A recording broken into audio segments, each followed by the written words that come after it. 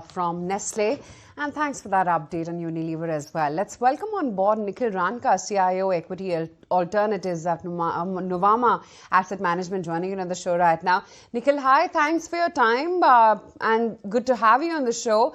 Just wanted to understand, what's the market construct looking like to you? While of course we've come out of the woods, or at least so it seems, in terms of how prices have been moving, but still got that 90-day headroom for the tariff negotiations. Which way do you think Indian markets are going to be headed?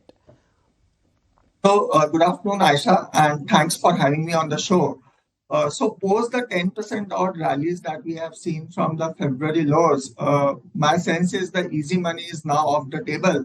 And we are probably looking at a single-digit upside from here on. So, if you look at the period from post-COVID 2021 to 2025, one of the reasons why markets had that 17-18% CAGR was that earnings growth were very strong. We had double-digit earnings growth all through. FY25 was the first year where we had single-digit earnings growth after some time. And if you look at the Nifty returns of FY25, we were at close to 5-6%. Now, as we move into FY26 and FY27, we have this uncertainty of tariffs hanging over. And we've continuously been seeing earnings cut happening. So we started 3 months back with FY27 EPS estimates at close to 1350. And now the consensus has moved down closer to 1310 levels. My sense is, given the uncertainty that is going around, we will have further cut to these numbers. And therefore, if I put a 20 times multiple, we are probably looking at somewhere close to 26,000 levels on the Nifty 12 months down the line. And from these levels, therefore, it means that we will probably have single-digit earnings upside on Nifty from here on. Okay. In terms of tariff, I think, 90-day period is more for negotiations that, countries which had put some sort of tariffs, it actually gets ratified and US gets to low tariffs when they are exporting to these countries. My base case is that eventually the 10% tariffs will stay and we will have nothing on the reciprocal tariffs from there on. Right, so that's a take coming in on the markets as well as the entire tariff uncertainty. Hi, good afternoon, Nikhil. I wanted to get your view actually on the IT sector, given the fact that today it's having a good run on back of the fact that you have HCL Tech's guidance that has actually perked up the street. But what's your take on the IT space? How should one actually play this theme, given the fact there's a lot of gray area right now? Compare this period, if you go back in history, and what we did was we compared how did FY21 pan out for most of IT companies because COVID happened in March 20. And we saw that, Q1 and Q2 of FY21 were the 2 quarters there was very high uncertainty. There were 2-3% QOQ sequential decline in revenues of most IT companies. But for the full year, if you look at it, third quarter and fourth quarter, they bounced back very strongly, and very few companies had full year revenue decline for that year. My sense is that situation this time is not as bad as it was during COVID, because at that point there was complete dislocation. And the initial commentary that we have heard from the likes of Infosys or HCL Tech, the managements have clearly called out that they are just seeing some delays, but there are no deal cancellations. So once this tariff uncertainty subsides, my sense is in the second half of the year, typically seasonally it's a weak quarter, but this time H2 could be a bit stronger because the budgets which have been delayed in the first half could come up for spending in second half. And therefore, overall, although this will be a single-digit revenue growth year, my sense is we should still be fine. And remember, balance sheet problems are much difficult to solve. In the case of IT, most of the companies are cash rich. And the demand problem is probably a 1 or 2 quarter problem. The moment we see that coming back, valuations will start getting re-rated again.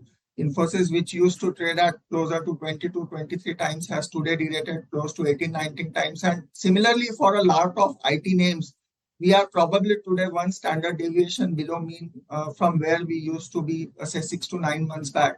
So as certainty starts to come in, my sense is valuations will again start inching up for IT names.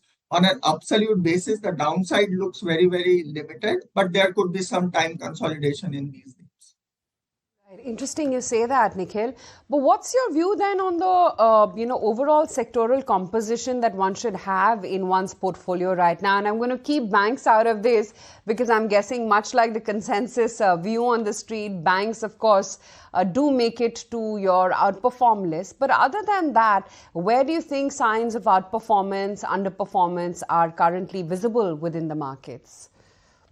So I think metals and pharma should start coming back again. So metals, obviously, we've seen 12% safeguard duty coming through.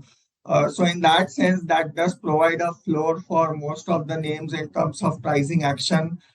Even if internationally there is some pricing pressure on steel prices, given that one, raw material prices have come down, and second, there is that cushion of safeguard duties. I think there is a natural protection for most of the metal companies, and there is a dollar weakening trend also going out around the world. You know, DXY used to trade at closer to 109 levels a month back. It is now closer to 100 levels. So typically in such a macro backdrop, metals tend to perform very well. And secondly, if you look at pharma also, given the uncertainty on tariffs, a lot of pharma names did underperform, but my sense is, given the fact that almost 50% of the generic requirements of US is being met by Indian companies, and the fact that margins are not very high in generics, it is unlikely that we will have significant tariffs coming on pharma companies. And once the uncertainty on that part settles, my sense is investor interest will start coming back on pharma names as well. So these are the two sectors I think that they will start performing as some sort of visibility on tariff starts to come. All right, so that's the take coming in on the pharma space as well as the metal space. But let's talk about the banking space, because you have Axis Bank that is now all set to report its Q4 numbers. Gaurav is here to tell us what the street is penciling in for Axis Bank. Gaurav, over to you.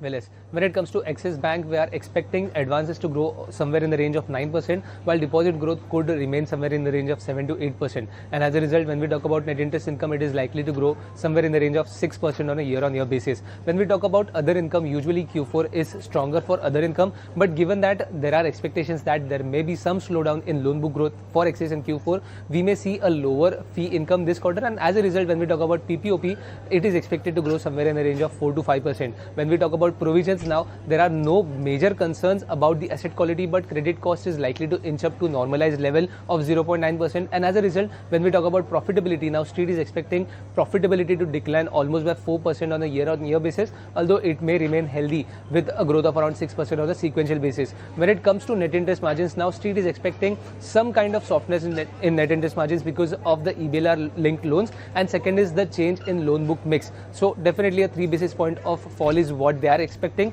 But let's not forget that the peer banks have already reported some uptick in net interest margin, so definitely there is a scope of positive surprise here as well.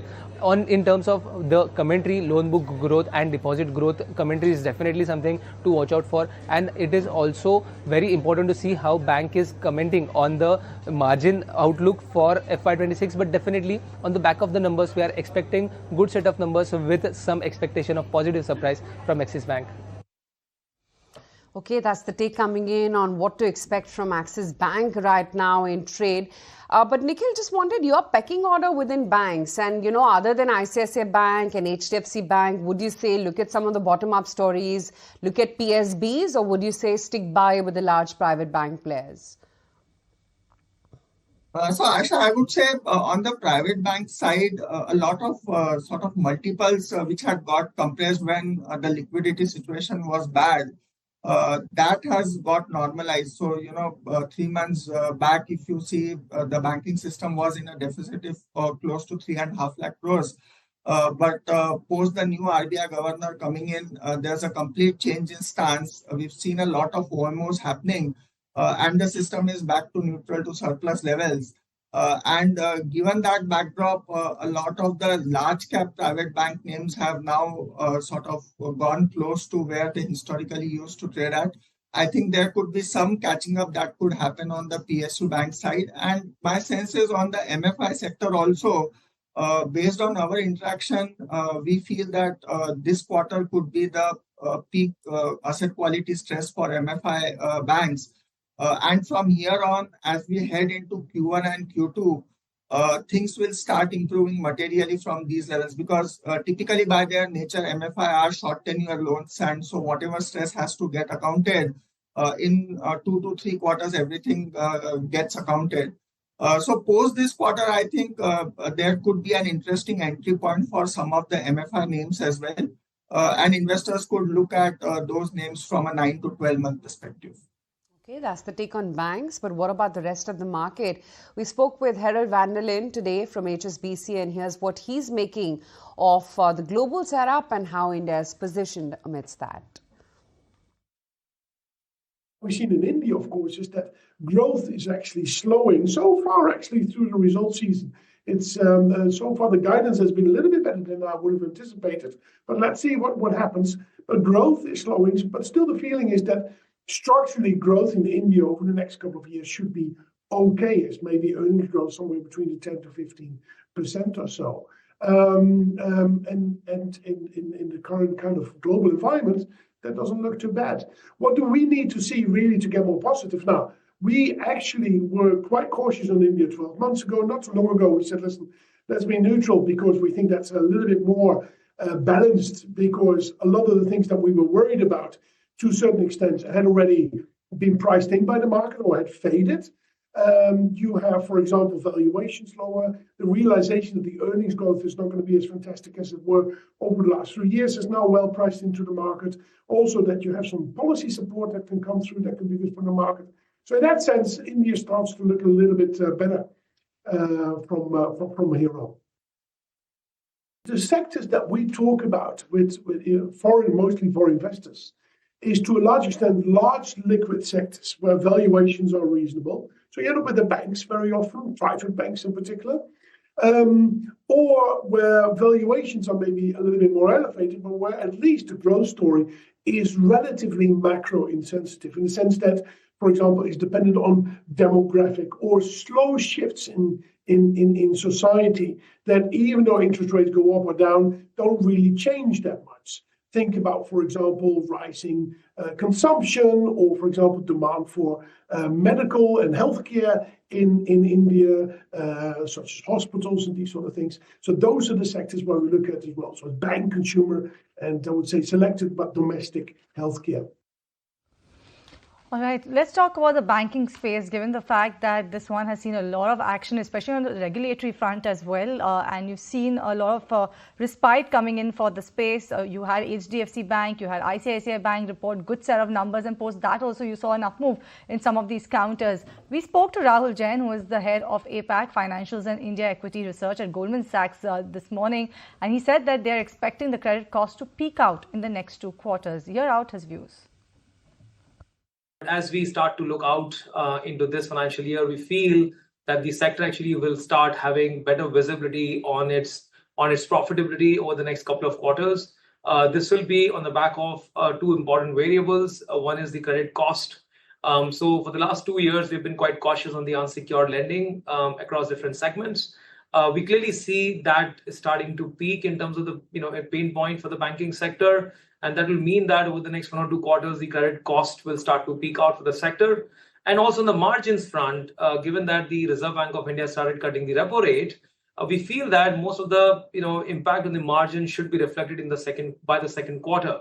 So by second quarter, we expect the EPS cuts to start bottoming out. And there, getting to your point about the start of the earnings season has been rather good. The lenders have managed to maintain their profitability, and we've already seen the cut in savings rate, etc., which will also support the profitability. The impact of the NIMs would be well absorbed from the policy rates. From the investor standpoint, they clearly seem to prefer the entities that can produce predictable earnings quality. and stable profitability profiles. So clearly, I think the private banks and NBFCs are being preferred by the investors that we are speaking to at this point of time. Okay, that's largely the overall view on the markets right now. Lots of earnings that we're going to be tracking come today as well. But for the day, it's really technology, which is where you're seeing the big movers.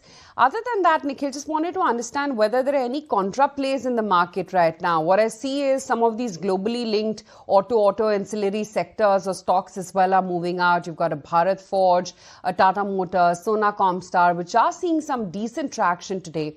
Anything that you would go by? So we are a bit cautious on the auto space, Aisha, predominantly for two reasons. One is, if you look at it, there is a possibility that margins could come under some pressure. So if we have steel prices moving up because of the safeguard duties, given that the demand scenario is extremely weak, my sense is it will be difficult to pass on the entire cost push. And to that extent, there can be some pressure on margins in the near term.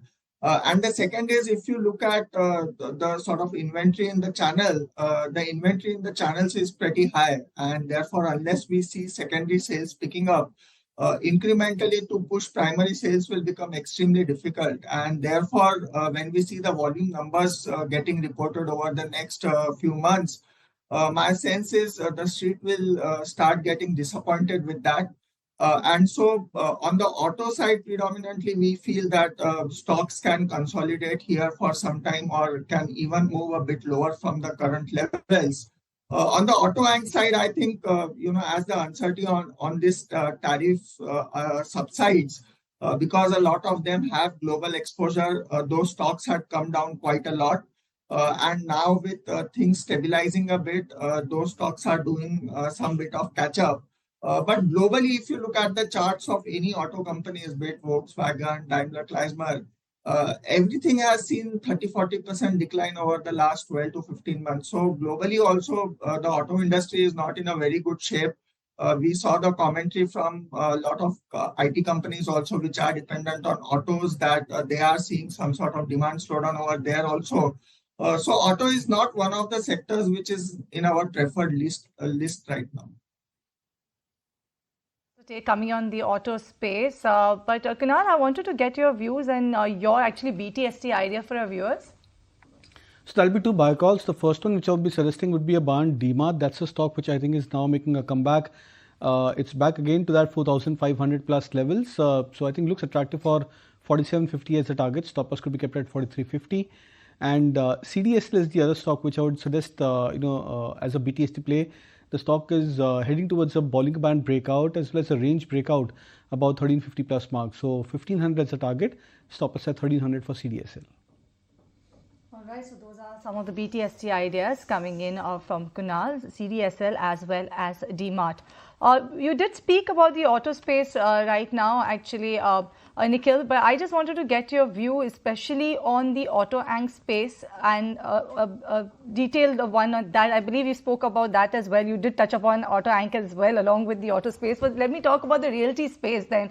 How is that one looking to you, given the fact that, yes, let's look at domestic-oriented stocks or the sectors? That's the call coming in from most of the experts. What's your view on the realty space? And are you also in the camp that you should look at realty space right now? If you typically look at it, whenever we have a very sharp dip in markets, real estate typically is at the receiving end because, real estate sector is something where, the wealth effect plays a lot in that sense. So typically when you are in the last stage of a bull market, those are the times when you see the peak of the real estate cycle in that sense. And in this time, last 6-7 months, given the sort of wealth destruction that had happened in the markets, real estate stocks had also seen 30-40% fall. But my sense is in terms of pre-sales, in terms of launch pipeline, most of the names are on track. And the second biggest advantage is this time around, if you look at the balance sheet of a lot of real estate stocks, the balance sheet is in very good health. Most of them have cash on balance sheet also. And for some of the names, like DLF, Prestige, Commercial now accounts substantial 30-40% of their overall SOTP in that sense. So given that backdrop, because that is a more defensive part of the segment, overall valuations would not compress that much. And after a 20-25% drop in most of the names, I think there's reasonable value that is there in most of the names from these levels. With a 12-month horizon, given the fact that we don't feel markets will go and retest back that 21,800, 22,000 levels, real estate should do okay from here on. Coming in on realty right now. Today, of course, the big buzzers are really from within the IT pack. Metals as well is seeing some sporadic moves. And selectively, you're seeing pharma, led by Sun Pharma, also hold up quite smartly in trade. The underperformers today are oil and gas, cement, telecom, and some of the private banking, or rather, I should say, large cap names are the ones which are relatively quiet in today's trading session. Add to that some of those infra plays as well.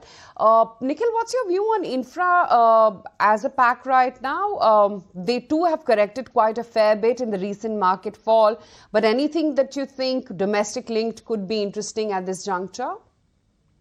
So Aisha, what had happened was, if you look at the FY25 capex budget of government, that was close to 10 lakh crores.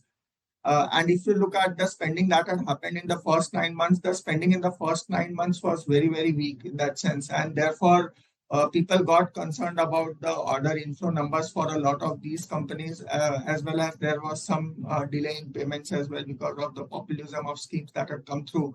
But as we have moved into Q4, we've seen a substantial pickup and spending that has happened from the government side.